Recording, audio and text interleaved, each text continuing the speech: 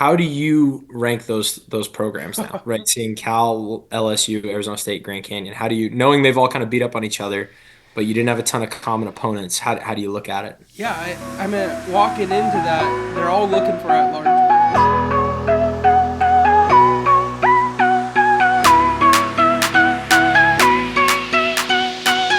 Welcome back to Coaches on the Beach. And we are passing the midway point of the season, getting into week 6 now. We got the week 5 rankings, recap of last week, not for me and Colin, because we were both on the bye. And then looking forward into this upcoming week, a lot of good games being played. Another East meets West tournament down in Baton Rouge. They had this one last year. I believe all those games will be streamed somewhere. I don't know where, but I think VBTV is putting them on. It's heavyweight bash round 17 of in 6 weeks already. We've gotten to see number one play number five or four or six or seven or eight or nine pretty much every week. We saw a few of the heavy hitters take last week off, right? We didn't see TCU compete. We didn't see Southern Cal compete outside of their match against yeah, TCU. I'm sure a lot of that due to the challenger in Yucatan, Mexico. So I think you saw Daniela Alvarez and Tanya Moreno take off for that. I think you saw from FAU, Marqueta she took off down there, right? Some of those Czech last names are a little on the tougher side. Anyway, we saw quite a few college athletes. I think Juliana Paletti from LMU was also playing at that, which left college teams up for upsets. And I think we saw a few of them. So we got some shakeups in the rankings. And we'll see if everybody's back to full strength or if somebody got hurt playing in Mexico and traveling and what that does to them as we see the Death Volley Invitational kick off again this week. But yeah. Michael, some of the fun surprises, right? We saw TCU take down USC 3-2 on a lovely Tuesday evening in Florida. We talked about that a little bit on Yeah. last week's episode. I'm the curse of the Southeast apparently because poor Northridge took a 3-2 loss to Nebraska. Shout out the Cornhuskers finishing their season 22-3 on the year. They somehow played 25 matches in the time the rest of us have played like 16. So congrats to them on a really successful year, right? 3 losses is pretty solid. But anyway, I we've had got a I lot gotta of tell the story behind that too. We had just finished recording. We were trying to wait and see what that ending of that match would be because they were going to be the team that we were going to highlight the most. And we finished recording, and I had to go pick up Vans for our trip, or I had to go somewhere. I forget where I was going, and I was driving, and I get a text from Colin. I am the curse, and like immediately I knew. Oh, Northridge lost. yeah. So I'm going to try to avoid saying anything about anybody winning or losing this week because you can safe money bet against it. Yeah. You can look at my March Madness bracket and I'll tell you the same thing. Um, Maybe that's why we're 3-9. Quit rooting for the Govs and yeah, sorry. The start Govs rooting for are our going. opponents. Yeah. There, there you go. But what are some of the fun shakeups? What else do you notice besides obviously USC TCU? We had some other fun ones down in Austin. Yeah, I think Stanford staying put at 5 with their bye week. That was a good pull for them. We found another team that did not play this past weekend and ended up dropping. That was North Florida. After flip flopping with Stetson a couple weeks in a row, they beat them, went back ahead of them, and then this week didn't play and went back below them. Stetson had a pretty good weekend. They went 3-1 at their home tournament, only losing to Florida State, who stayed at 7 this week, which is a good one for them. Texas making big moves. They jumped up here 2 in the rankings, went from 10 to 8. That was a good move for them. They had a really nice weekend. They played GCU. I got the list here. I don't know why I'm trying to guess. Cal, LMU, Arizona State.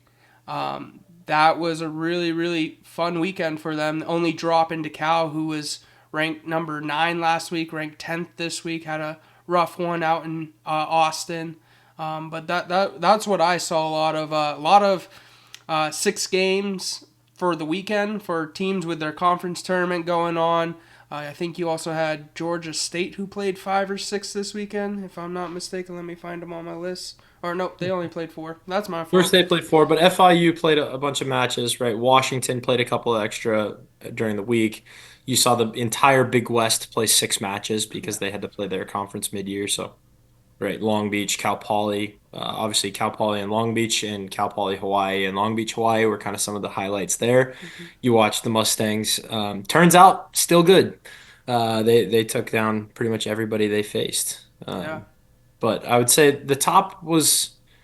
I wouldn't say surprising. I mean, Texas beating LMU was a huge win, I think, for that Hmm. Texas program. That's I don't want to say it clinches their shot, right? They're 1-1, I think, against Cal in this season, so they have a really strong at-large case. We were looking for some other at-large cases, LSU being one of them. They start the weekend off with a loss to Grand Canyon. All right, so now let's preface that with GCU has just shown, okay, hey, we can beat LSU. Hmm. LSU then walks out there and beats a Cal team who's had a really phenomenal year and an Arizona State team that's consistently in the top 10 this season. How do you rank those programs now, right? Seeing Cal, LSU, Arizona State, Grand Canyon. How do you, knowing they've all kind of beat up on each other, but you didn't have a ton of common opponents, how do you look at it? Yeah, I mean, walking into that, they're all looking for at-large bids. And so I think it really comes down to what what happens with the automatic bids with the different conferences and who needs an at-large bid from those conferences. But then when you get to it, if it comes down to only 2 of those teams get in, uh, you're gonna have to go common opponents, I would think. I mean, I don't know how else to judge it because all 3 of them would have a shot at the title. So it's not like leaving or one of them bringing them into the tournament's going to be like, oh yeah, this is the wash team that gets the last spot in the tournament. No, they're all going to have a shot at the title, and so Yeah. it's just going to hurt for one team. I mean, we saw that what a year, 2 years ago with Washington and FIU just slightly nudging Washington out. So I mean that's those bubble teams. Those are the ones that make the news. Those are the ones we get to talk about, and people get interested in and actually listen to us every once in a while. So I mean, if I had to choose between the 3 of them, I think Arizona State. They've made a good case for themselves this season. I think they should definitely be solidified in. I think Cal.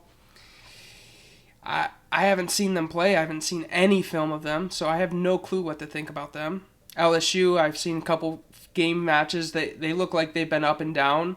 And then GCU, the other team in that kind of 10 through 13 range, they've been playing well. Again, I haven't seen any film of them.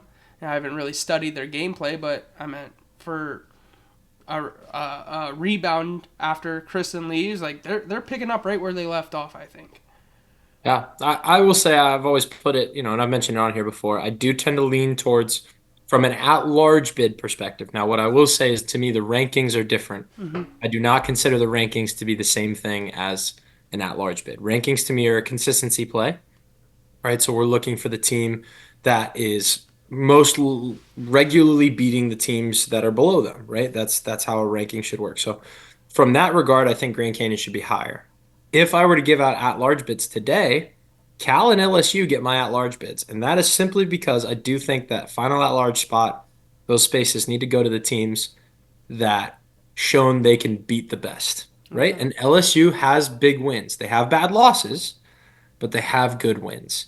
Cal, same thing. Good wins, bad losses combined. Arizona State to me doesn't have any good wins. They don't have bad losses, but they don't have good wins.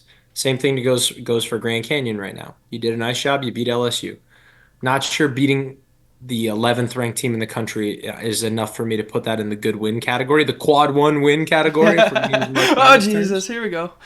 right? But they don't have any bad losses either. Yeah. So once again, consistency plays towards rankings. For me, being able to beat the best shows that you deserve a shot in the national championship.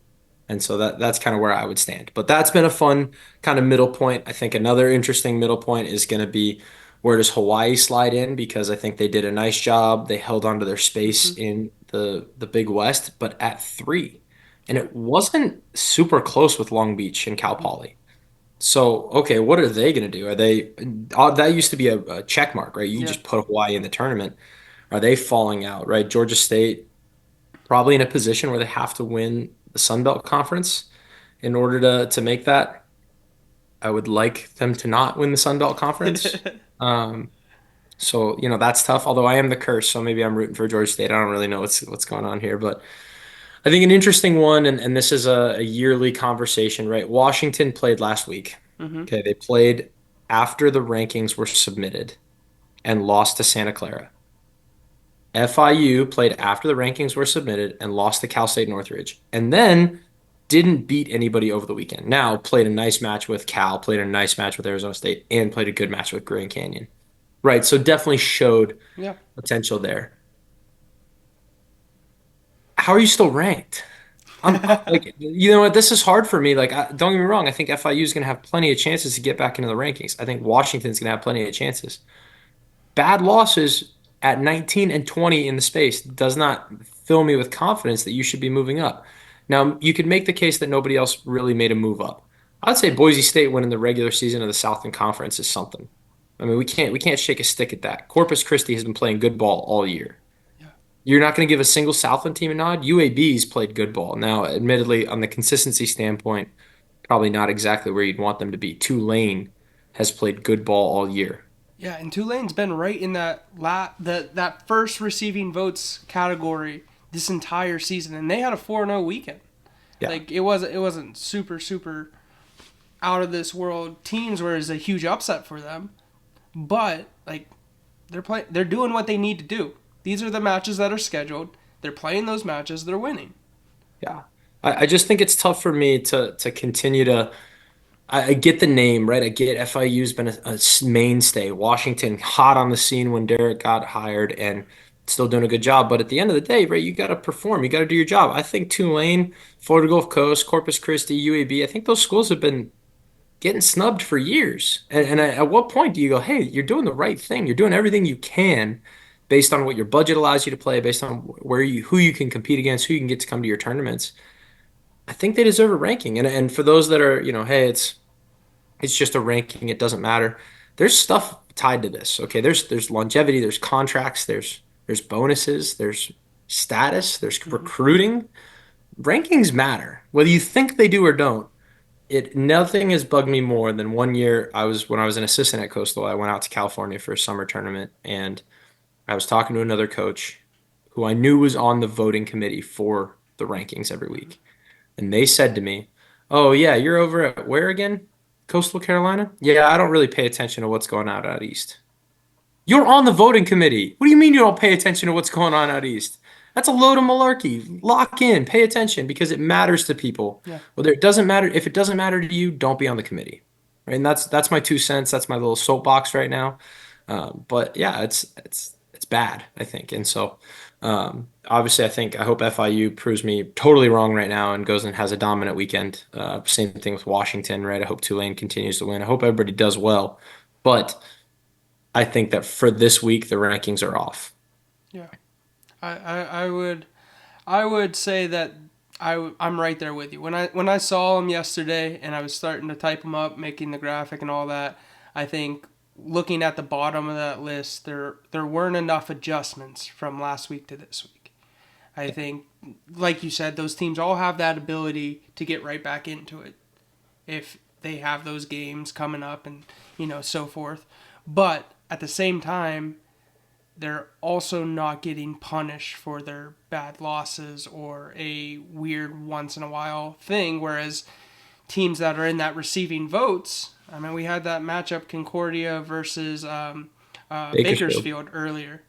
And the thought was, all right, whoever loses is out of the receiving votes. That's exactly what happened. And no one's talked about Bakersfield since. Like, they haven't popped back up in the rankings. They haven't popped back up in the receiving votes. UNCW gets in this week with their 6-0 weekend, and they're having a really strong season right now. Another Sun Belt team in there for you.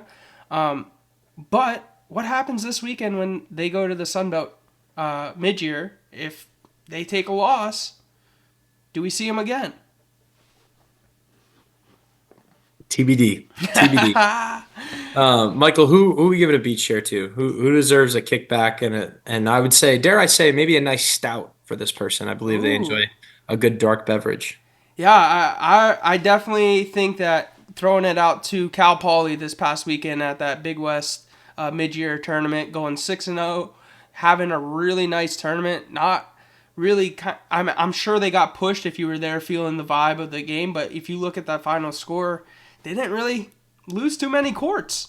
No one really pushed them. Like you said, Hawaii had that good weekend we were talking about last weekend. Of it was successful enough that when they get into the championship, they have some momentum. Maybe Long Beach had a good weekend, but nothing beats what Cal Poly did, and just using that home court advantage and going 6-0. So grab your stout, pull up your chair, and have a nice little kickback this week, Todd. Agreed. Agreed. Well, Michael, you and I've got a pair of mid-years coming up. We've officially passed the mid-year point, so I'm okay calling everything a mid-year. We took our little bye weeks, and now we're prepping for some nice trips. You're going to Jacksonville. I get to go to lovely Foley, Alabama. Yeah, let's talk Jealous, about yours first this time. Sure, yeah. Well, we're going to start us off with another hot Sun Belt team. We seem to like to play those. Mercer is doing a phenomenal job this season, and we're going to take them on first thing Friday. We've also got a little rematch with the Warhawks of University of Louisiana Monroe, getting our neutral site match in. Saturday morning, we wake up, we get to play Southern Miss and our boy Sean Taylor. Only time we see them this season, and then we get the much anticipated 1500th matchup against College of Charleston. We're both super excited about it because we both have a nice long drive home following the match. So I'm sure both teams will be eager to get in, get out, and get the heck out of Dodge. But it should be a fun mid-year. It's always fun to see the teams you don't get to see too much, right? So we'll play Mercer and Southern Miss. We don't see them too often. Yeah. We'll get some nice rematches with Charleston and Monroe. And we'll get to see all of our favorite people, including this podcast's favorite human, Beth Van Fleet. So There you go. yeah, yeah. Make sure Tell you us about your tell her trip I to said Jacksonville. hello and give her a big hug for me. We'll do. We'll do. But what's the weather looking like down in Foley? This is the first time people have been playing down there, yeah? Yeah, the New courts didn't facility. exist until last week, and so they're still under construction a little bit, but they'll be done and ready to rock and roll. And what the weather looks like is such a great question, Michael. I'm packing after this podcast recording, and so um, I'll look at it then. But I imagine if it's beach volleyball, I'll bring my raincoat, I'll bring my board shorts, I'll Yep. bring my sunscreen, and my hat. You're talking Gulf Shores area, so the It, wind, the it, rain, it'll pop up whenever it wants to and blow yeah, everything around and give you some nice exactly. delays to make that Saturday drive home a little bit later. Don't wish that on me, Ricky Bobby. You don't put that evil on me. Oh, that's good. Who are you excited to watch at this tournament? I know it's you have your My four team. matches, but My team. what? I'm excited to Okay, watch my okay, team. there you go. I'm excited. We've done some really good things and we've played not to our ability sometimes. So I'm excited to see our group continue to grow. We are young, which is super beneficial, right? I love being a young team and having that excuse, but also the part of me really just wants to see them continue to get to the point that I know they can play at. And so I'm excited to see our group compete and see what that looks like. Good stuff, good stuff. And yeah, like you said, we're in Jacksonville this weekend. We have two different sites that we're playing at. So we'll start Friday off at North Florida, and then Saturday we'll go to Jacksonville. It's kind of how this tournament is decided that we're going to run it. So four teams will be at North Florida, four teams will be at Jacksonville, and then the two North schools. So we got UCA, us, EKU, and North Owl are the four North schools. Us and North Owl have the same schedule where we'll be at North Florida first, and then Jacksonville, EKU, and UCA will be at Jacksonville, then North Florida. And Stetson gets to be at North Florida. Jacksonville and Florida Gulf Coast will be at Jacksonville. And then we'll play each other there. So we'll start off with North Florida and then play Stetson. So we got two ranked teams right off the bat. Starting our Friday hot, showing us what ASUN play is going to be like. And then we'll go over to Jacksonville on Saturday, play Jacksonville and Florida Gulf Coast before headed home Saturday night. It's supposed to be really hot. It's supposed to be really sunny. Yeah, that's going to be a little bit of a challenge for us, I think. I think the hydration part, we've been kind of battling cold weather, warm weather. It's been going up and down day to day. And I think going down there and just being in that brutal heat, and we're also flying, so no tent availability for us to bring along with us. Luckily, Doug at North Florida is going to be gracious enough to have a tent for all the other athletes to sit under. I don't think there's going to be tents at Jacksonville, but I heard there might be a large tree you can sit Yeah, under. they got a ton of shade at that facility. I mean, I know it's moved ever so slightly over, but they have kind of a nice like pool house area Yeah. that the gals will definitely be able to hide out in. There we go. Yeah, so that's kind of what our weekend looks like. It'll be fun to get to see the rest of the ASUN live and not through film. It'll be nice to see what we've been battling. So playing EKU, playing UCA. Didn't get to play North Owl yet, but we will play them next weekend.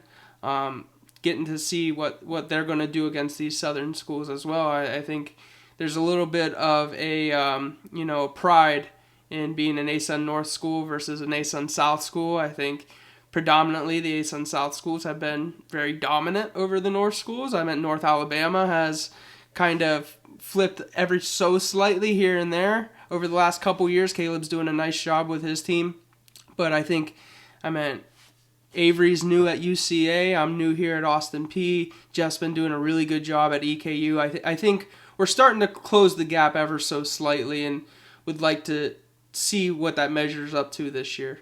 Yeah. But yeah.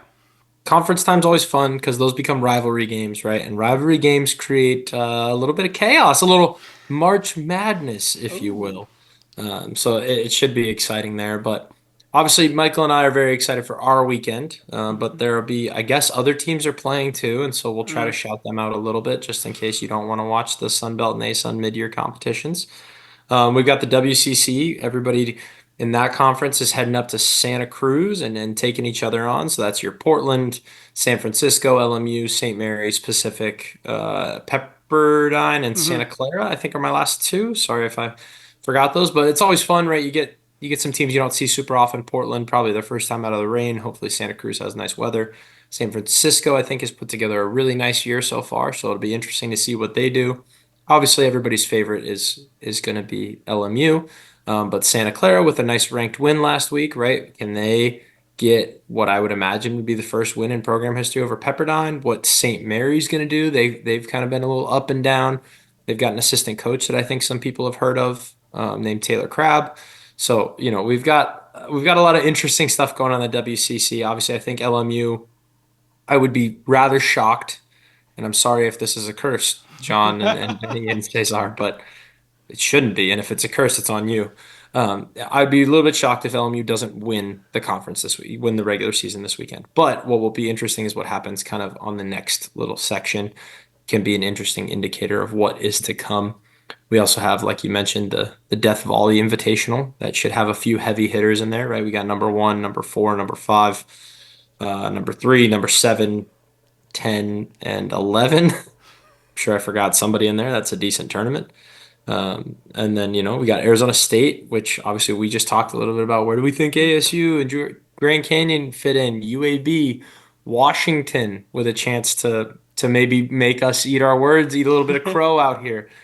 Stevie McFadden, let's go. Get it done, buddy. But obviously that'll be a big weekend. I think across the board, South Carolina's at that weekend. UTEP could come out and have a nice little surprise for some folks. The Foo Master giving himself a shot at it. So then we're in conference mid years, and then finally, I think Utah is hosting. That should be. I hope the weather's good enough. I have no idea what Salt Lake City circa late March looks like, but you've got some good cold weather schools there with Utah, Davis, Boise, Arizona, and Oregon. So some familiar foes, but maybe some new digs to take each other on in. So who you got as your match of the week? Yeah, my match goes to one that we actually didn't talk about the tournament because it's a 1 day at Chattanooga, but it's Chattanooga versus UT Martin. So the OVC had their mid year last weekend, and Chattanooga and Martin did not get to play. So Martin's going down to Chattanooga this weekend. They're going to play down there on Saturday.